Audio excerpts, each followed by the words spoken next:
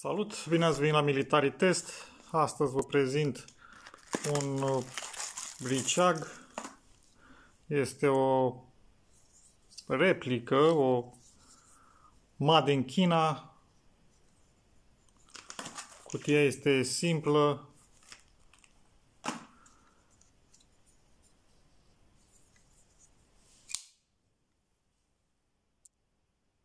Are inscripționat Gerber pe o parte și pe o parte Bear Grylls, care este o copie chinezească.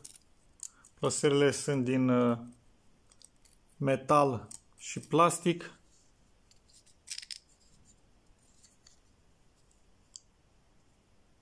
Partea metalică este cea curcubeu, fade. Blocaj liner lock.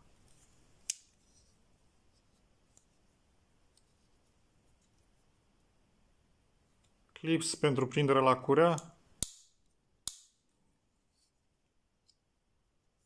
Deschidere asistată.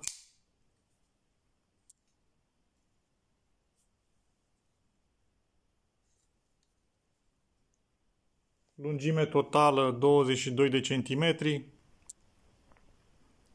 Lungime lamă 9,8 cm, lățime lamă 2,8 cm, grosime 3 mm, o greutate de 141 de grame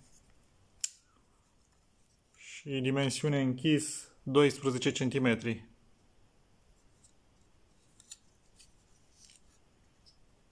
Nu uitați să vă abonați la canalul de YouTube.